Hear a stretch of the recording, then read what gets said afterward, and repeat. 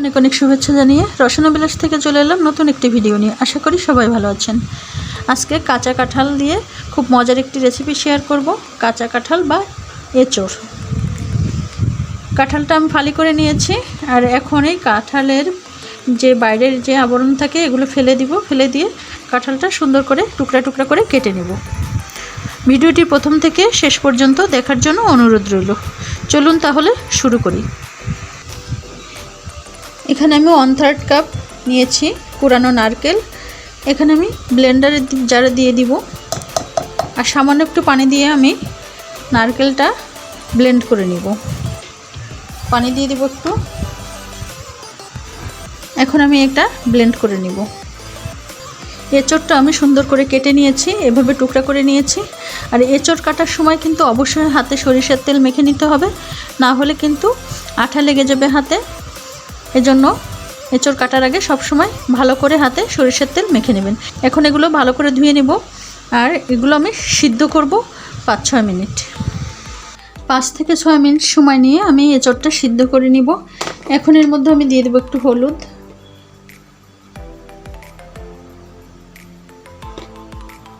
এখন দিয়ে দেবো লবণ। লবণ ও হলুদ দিয়ে সিদ্ধ করলে এঁচোড়ের কালারটা অনেক সুন্দর আসে, আর এঁচোড়টাও সিদ্ধ হয়ে যায় খুব তাড়াতাড়ি। 6 মিনিটের মতো সময় নিয়ে এঁচোড়টা আমি সিদ্ধ করে নিয়েছি। এখন আমি এগুলো নামিয়ে ফেলবো।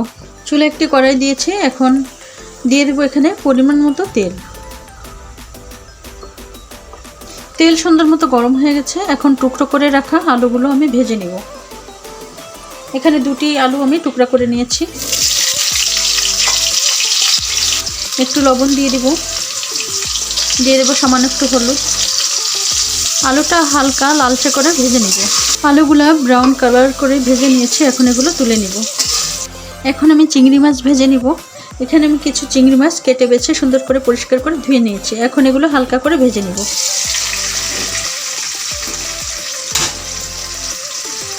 সামান্য একটু লবণ দিয়ে দিব। চিংড়ি মাছটা আমি 2 মিনিটের মতো সময় নিয়ে ভেজে নিয়েছি। এখন এগুলো তুলে নেব। চিংড়ি মাছ কিন্তু খুব বেশি ভাজতে হয় না, তাহলে কিন্তু শক্ত হয়ে যায় আর খেতে কিন্তু ভালো লাগে না।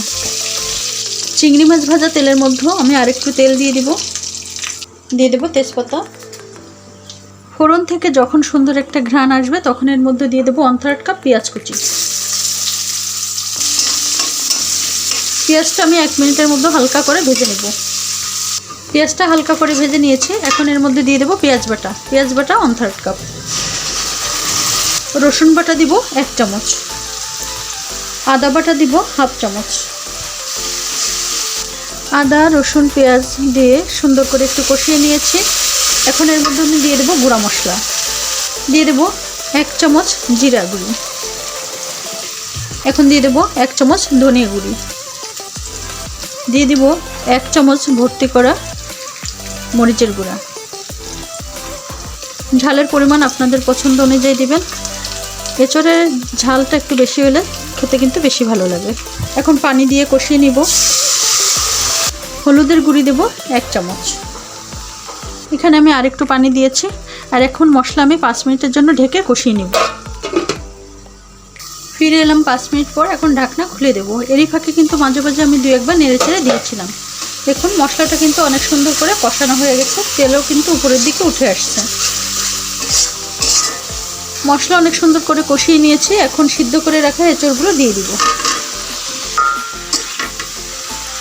এখন স্বাদ অনুযায়ী লবণ দিয়ে দিব। সামান্য একটু পানি দিয়ে এঁচোড়টা মশলার সঙ্গে কষিয়ে নেব। এখন এর মধ্যে দিয়ে দেবো আমি ছোলার ডাল 1 কাপ।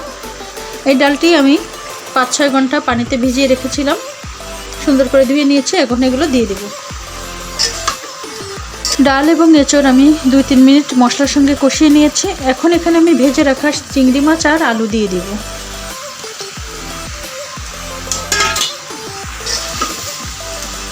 সব কিছু মিশিয়ে নিয়েছি। আরও আমি 2 থেকে 3 মিনিট ঢেকে আমি কষিয়ে নেব।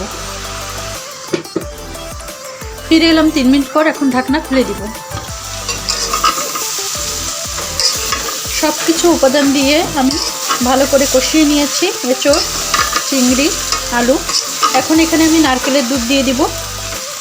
এখানে আমি নারকেলের দুধ ব্লেন্ড করে নিয়েছিলাম, আর ছাঁকনি দিয়ে আমি ছেঁকে নিয়েছি। এখন দুধটা আমি দিয়ে দিব। এখানে আমি নারকেলের দুধ দিয়েছি আর সেই সাথে দিয়েছি অল্প পরিমাণে একটু পানি। এখন এখানে 4-5টি কাঁচামরিচ আমি টুকরা করে দিয়ে দিব। এখন আমি আরও 7 থেকে 8 মিনিট রান্না করব।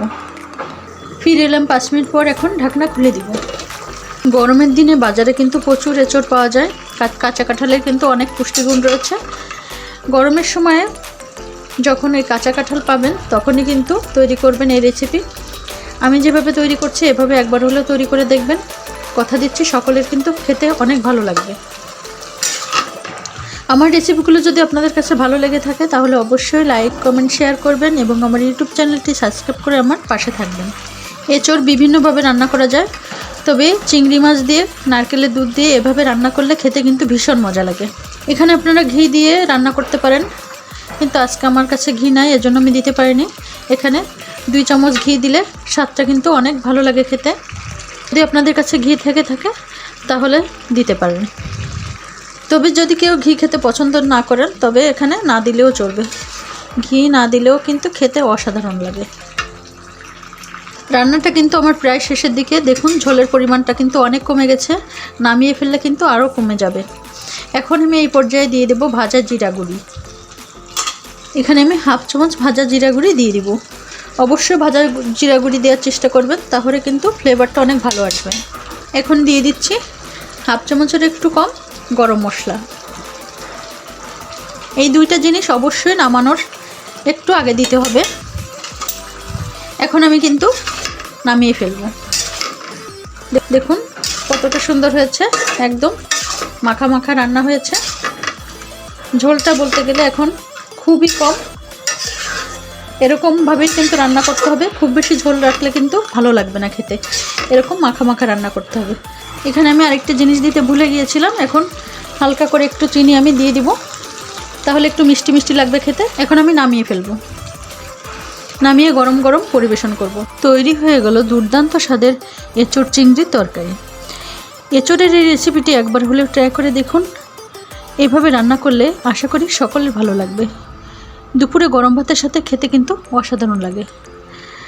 একবার হলেও ট্রাই করে দেখবেন আর কমেন্ট করে জানাবেন কেমন লাগলো। ভালো থাকবেন, সুস্থ থাকবেন।